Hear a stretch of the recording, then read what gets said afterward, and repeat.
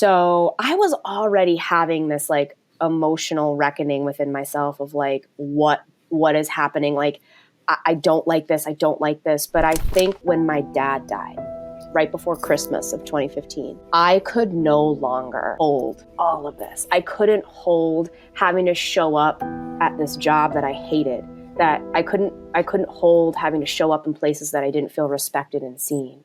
I couldn't hold giving and giving and giving and giving to anybody else anymore and grieving.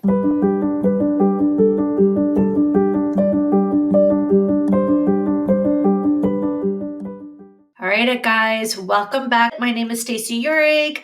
I am your host. I'm so excited to have Angela Gentile back. This is for part 2 of our conversation. You can find part 1 link in the show notes.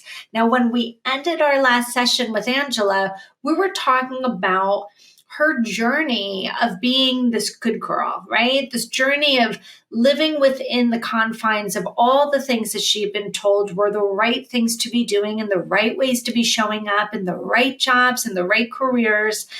And she ultimately found herself in the very wrong place within a very wrong career, completely disaligned from herself, and a reckoning had begun. So when we ended that last episode, we were talking about how Angela was in therapy, starting to recognize, what the fuck? Who am I even? We ended at the reckoning. So welcome back, Angela. Hi. Hello. Hi, everyone. Thanks for tuning in again. Part 2. Let's go. So let's go. So we ended with, and then there was a reckoning. So let's pick up right from there. What was this reckoning? It was the moment that I could no longer like hold it in. You know, I think I've just spent my whole life stuffing down, and there was this like violence in me that was like rage and energy and all of the emotions that I have repressed, all of the things that I have denied myself of feeling and being needed to come out. And I think when you do that and you're in your good girl deference phase for, I don't know, decades, it's much easier to know what you don't want. I don't want to do this anymore. I don't like feeling this. I hate this. I hate this. I hate this. And it was just like this cycle of negativity that I was now like sussing out, because I was like, I don't want to do this anymore. Well, what do you want to do? I don't fucking know. I know that it ain't this. All I could do was like process and release and feel what I was currently in and what wasn't feeling good for me. I wasn't able yet, because I was still in like fight or flight. Like I was still in that like heightened state of arousal. I was not emotionally safe. I wasn't even physically safe. Like no teacher in this country is physically fucking safe in a building. Do you know what I mean? We would do, side note, this just tells you where I was. Like we would do lockdown drills and I would be like, I ain't doing this. And the kids are like, what do you mean? And I was like, I'm out of here. Like, I'm not your bodyguard. Are you serious? I was like, and the fastest 5 of you that can make it to my car, we're getting out. Like, I'm out. And I don't know if that was like, I mean, but that was telling, right? But I think that's a big ask for somebody to be a fucking bodyguard for a bunch of kids that aren't even yours. The responsibility of teachers is not what it was when my mom was one. Yeah. Very different. You like go in and teach. Yeah, right. Imagine. So anyway, I was like, I don't want to do this. And I was just starting to be like, I don't feel valued in this place. I don't feel like I matter. I don't feel valued. And I was like, well, Angela, you haven't set any boundaries. What boundaries do you need to set? I don't even know what, but these are the questions that I was starting to ask of like, what needed to happen? And I couldn't quite answer those questions yet of what I wanted, of what I needed, but I knew like I was starting to suss out and feel like what wasn't working. Okay. So I was put on, in part 1, I was talking about being put on administrative leave. So from this was like May of 2015 to September of 2015. And I got a call and I was like, I don't know, am I going back to school? Like I have no idea. So they called me and they're like, yeah, you're still on administrative leave, but we need you to come back because we can't fill a spot. And I was like, fuck off. So we've either like resolved this and you've like said that I can come back and we've like put this to rest, but what I'm not going to do is walk on eggshells and fire, wondering if like any given day I'm like a sack of shit. I'm not going to do that. So I went on medical leave. Like a disability leave? Like FMLA. FMLA. Like I took my own family medical leave and took care of myself and like was in deep therapy and resting. Like I was resting and sleeping for the first time in like years. And I came back in November. So I was back for about 2 months and I was like, okay, but nothing's changed, right? Like you could take a break, but you're still coming back to the same like tire fire that you did that I left. So I came back, and in December of that year, my father passed away suddenly. So I was already having this like emotional reckoning within myself of like, what is happening? Like, I don't like this. I don't like this. But I think when my dad died right before Christmas of 2015, I could no longer hold all of this. I couldn't hold having to show up at this job that I hated, that I couldn't hold having to show up in places that I didn't feel respected and seen. I couldn't hold giving and giving and giving and giving to anybody else anymore and grieving. There's no way I just couldn't do it. So it's like my bucket overflowed and exploded. And I was just sitting here in this like emotional wreckage now of myself, emotional yard sale. Like everything's out. And I'm like, what's mine? What is actually mine? And what was given to me? What is generational? So this was like the grief. This a lot. I see when you unpack that backpack. Yeah. How much of it did you put there? And how much of it did you inherit? And how old is it? 6, 7 generations old? Yeah. And is it relevant to your life, to this time, to what it is that you want? And people are like, holy crap, I don't even know. And then when we start to unpack this backpack, they're like, my God, that ain't even mine. That wasn't even mine. That was my grandfather's. That was my uncle's. That was my mom's. That was this. That was that. Yeah. And then I go, well, what's yours? They're like, I don't know. Do I even get a choice in this? Do I even get a decision? I get to choose what my own coping strategy is. I get to choose the blueprint for my life. And that was where I started now. It is a big aha moment for people. And I love that we're having this conversation, because sometimes that's where we're at when we're doing this work. Yeah. It was terrifying because when I'm looking at everything that's in my life, all of the yeses that I've said, all of the identities that I created, you know, all of the things that were in my life, like physically, spiritually, emotionally, weren't mine. I didn't want them. I wanted nothing. And like, you know, when you're in a relationship with somebody and you just roll, like you're on your way out and you like roll over and you're like, I fucking hate this person. And they make your skin crawl. Like that is how I felt like in my life. I like everything felt icky. Everything was giving me the icks. Nothing felt like this is what I got to do. Do you know what I mean? So how did you get from there to here? So I came back from bereavement leave during that holiday break too. So I had like 2 weeks off, and I came back in January, and I just remember sitting at my desk. And at this point, I didn't give a fuck. I was wearing like sweatpants to work because I could barely function, first of all. And I'm just like, I don't want to be here. And I honestly felt like a physical panic attack. Like I felt like the walls moving in to me. And I was like, if I stay here one more day, I'm not going to be okay. So I was like, all right, I know that this is not it, but I'm going to make my money, and I'm going to take my money, and I'm going to finish out the year because I'm going to make a plan. So I started making an exit strategy for myself from then till June. So from January to June, I was like, how the fuck do I get out of here?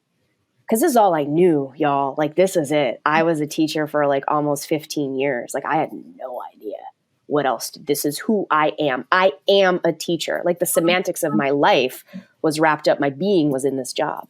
So I was loosely doing fitness on the side, like as a fun alternative to get me outside. And it was something that I did for my grad school thesis, because I was like, if I have to look at student work and like create another, plan and learning strategy, I'm going to lose my mind. So for my graduate work, I did a wellness program at school. And I got the teachers on board and I was like, hey, we're going to do this wellness program. You guys in? And there was like 15 teachers. Like, yeah, great. So when that ended, I was like, will you guys pay me to do it? And they're like, yeah. So now I was running, and this is like all while when my dad passed away and like when I was put on leave, like I was still kind of doing this underground illegal fitness operation in my classroom. Okay. And yeah, so we would like move the desk, shut the door. Teachers would pay me like $10 and we'd set up like circuit training in my classroom. So I started doing that and I was like, I think I'm going to run with this. I got this thing that I'm doing.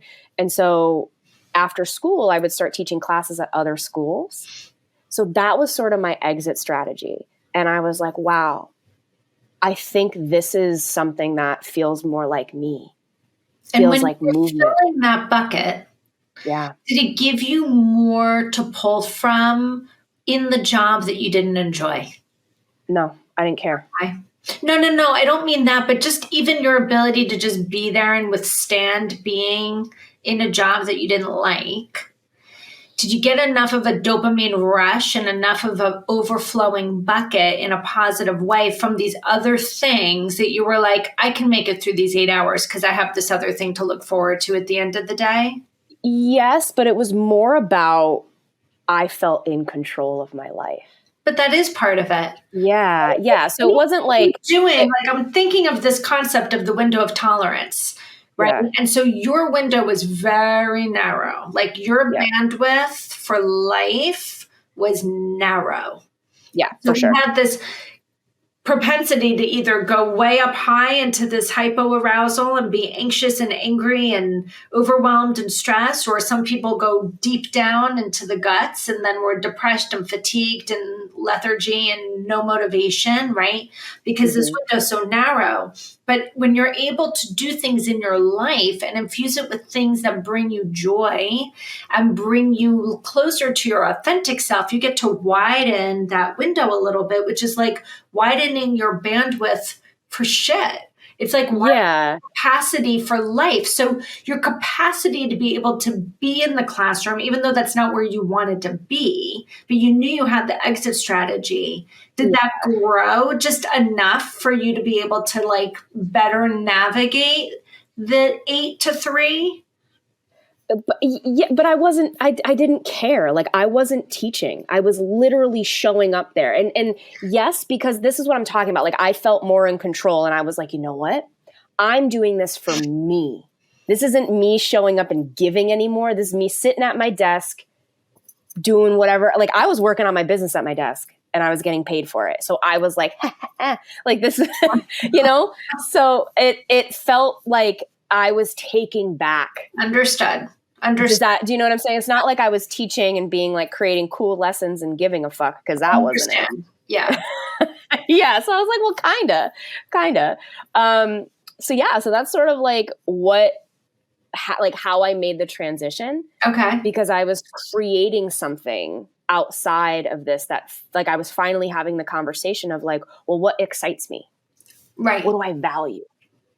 Like I was having these deeper conversations through my grief that helped me kind of create what I was creating in the back end of it, that now got out of the back seat and now became what the driving force in like what I wanted to do and where I felt connected to a purpose.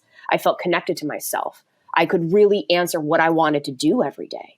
If you ask me like prior to my dad passing away, what do you want to do every day? I'd be like, I don't know, survive. Yeah. Right. So this is a story of survival to thriving. It's surviving to thriving. Yeah. Because what did I want to do every day? I was like, I want to be outside. I want to work out. I want to be outside. I want to eat good food. I want to be with my dog. And I want to be around people who want to be around me. That was like the key, because I was like, none of y'all give a shit about being here. Like, you're here because you're forced to. Like, I want to, yeah. So like with that is how I sort of created what I was doing next, because I had these like foundational like baselines of this is what I need. So if this is what I need, how do I create a life that gives me these things? You know, I didn't feel like I was being used or forced or had to. I was like, nah, I'm in control. I'm in control of my life. So you know? You resigned from teaching in June, I assume. Yeah. And what do you do? I built a fitness business called Sweat Remix, which remixed everything that I was experiencing through grief, everything that I was experiencing in teaching, and everything I was experiencing in the journey of like, what the fuck is my life, you know? And it remixed mindfulness and embodiment practices with energetic release of hardcore fitness classes, and also the guided meditation, almost like neuro-linguistic reprogramming meditation at the end. So it was like this full circle of like intention setting, activation, and reflection, which I was finding is what I was doing in my life every day. So I was like, this is what my class is. This is what my brand is. And yeah, so I created Sweat Remix in the Zen Rage Heal process. For fitness, I was all over Boston. I started teaching classes. I started like renting space. I was starting to do these huge events. And then COVID happened. You're going to say it? Yeah. So then within one weekend, I had like a thriving, like energy business that moved virtually. Yeah. So I switched over virtually in one weekend. And since March of 2020, I have been a virtual fitness brand with on-demand workouts. And I've pulled back on my live classes a lot. And it's just a sustainable, like back end community. Mm-hmm. And now I've even pivoted from that and sort of expanded, because I'm like, all right, what am I doing now? Yeah. Because that started to feel a little, I'm tired. I'm in my 40s now. Your girl's tired. I was like, I don't want to run around and teach like 1 million classes a week. So now that I've built this business that's sustainable, I'm like, well, what do I want to do now? I want to speak. I want to storytell. I want to share what I've learned, because I feel like I've made it to some sort of promised land and I figured some shit out. I know nothing, but I do know some things. Yeah. So, right? Like I want to now share that. So I've created a podcast and a coaching program that helps millennials in this journey of breaking their millennial deference, of being this generation that has now access to so much information, and they're feeling this hard rub of like what I've been told versus what I'm doing and what I see happening and how I feel. None of this is jiving. And I'm like, I know, because I lived it. So I help people kind of bust out of that box that they were put in about this limiting like status quo of this is what you should do, and help them take action in their life so that they can live more aligned and in a way that feels honest and good for them. I love it. So how do people find you? Yeah, you can go to sweatremix.com and get fitness and all that, because I think fitness is it's an easy entry point. Because if you're listening to what I'm saying and you're like, oh my God, I don't even know where to start. Can you take 20 minutes? You can take 20 minutes and you can take a class and you can move your body and you can start getting conscious, because this is the journey that I took. Take a few minutes to breathe and just be like, what am I noticing in my body? That can be really helpful. And that's such a great starting point, so that you can just build a little bit more self-awareness, because the body keeps a score. The body knows. The body knows so much. And if we're not paying attention to it, we're missing out on some key things that we can do to align ourselves. Movement is so important. Especially, I loved listening to Bessel van der Kolk talk about the book. I've been in book clubs with him. I've gone to his trauma conference in Boston. And he said something that was so striking to me. And this was after I had read the book. He said, when it comes to somatic work and the breathing and the dancing and the moving and the pounding and however anybody's doing this, he said, you don't understand how many people are in a disassociated state. where they're Yes. completely disconnected from themselves. And when they're completely disconnected from themselves, they don't believe they're anything. They're Yes. nobody. Yeah. But yet, when they can start to move within their body, there is some body there for them. Mm. Some body. They've come Yeah. from having nobody to somebody. And I was Yeah. like, God damn, that's brilliant. But that's really what happens. Like, in order to connect with self, it's so uncomfortable for so many people because they were denied it, right? Mm-hmm. Or they had Yeah. strategies in important times where they had to literally disconnect just to survive whatever was Yes. going on. So how, building that back is going to be the It's key to a huge freedom. building bridge. So Yeah. sweatremix.com, obviously we'll have the link in the show Yeah. notes. And then your social media handle on Instagram or wherever you're kind of most active would be what? Yeah. So you can follow me at the Angela Gentile Okay. on Instagram. And you can also follow my podcast and coaching, which is at the Empowered Millennials. I love it. And all of that's Yeah. going to be in the show notes. Yes. So Yeah. Thank you. yeah, I mean, this has just been phenomenal. This has been such a great full circle conversation. I want to remind people that we did a part one. The link to part one is also in the show notes, where we really kind of build all the way up to the reckoning. And part two is the reckoning to today. Yeah. What I love about your story, Angela, it is so universal. It is so global. And, I kind of shoot myself in the foot when I tell people I'm a trauma coach because, and I sometimes don't even use the word trauma. I say I'm a coach and I'm a trauma specialist. Sometime I'll say, because what you experienced growing up, not having that voice and choice, people don't recognize that that's traumatic. Trauma is not Absolutely. the event.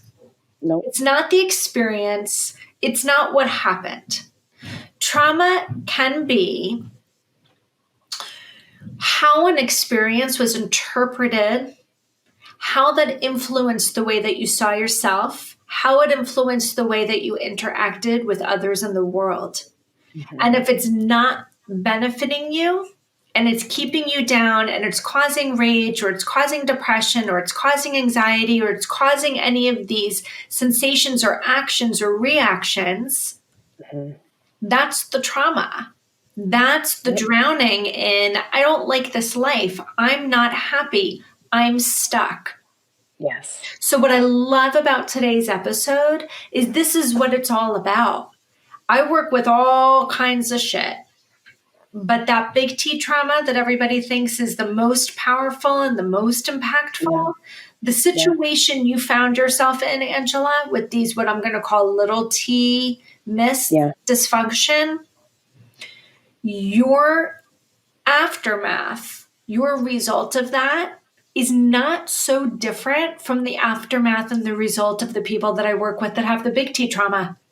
Right. And that's kind of the point. It doesn't matter what the event is. It's how it's hindering your life in the aftermath, and equally profound, no matter what the adverse experience is. Absolutely. Whether it's denying you your reality, your voice and choice in a situation, or having parents that are not present, immature, whatever it is, or we're talking big T trauma, violence, aggression, abuse. The aftermath is the same for so many people. And I love your story. Thank you so much for being such an eloquent storyteller, for coming on and really giving people a picture that I know so many people are going to relate to. I hope so. I think it's one of my favorite episodes so far. Oh my God, stop. Because you know why? I'm blushing. I say it because it is so universal and people don't talk about it. Yeah. People don't talk about it. And I think that's why I love coming on shows and sharing it, because I don't know, this is what I was put on this earth to do, is to share and to create some space for people to connect with their own badassery. If I can do this, You can too, and you're not alone. And I'm happy to share my story so that you can take action in your life. It doesn't have to look like mine. You don't have to start a business, but like taking action in a way that feels really aligned and good for you. Yeah. You can do that, and you have permission. You might not have felt that you've had permission at any point in your life to exist, but you have fucking permission to have needs and to take up space and to do badass shit. Absolutely. Amen. All right. So if you like today's episode, make sure you look in the show notes for a link to part 1. And if you like this episode, do me a favor, go to the podcast, actually subscribe to it so you'll get notified because I drop a new episode every single week.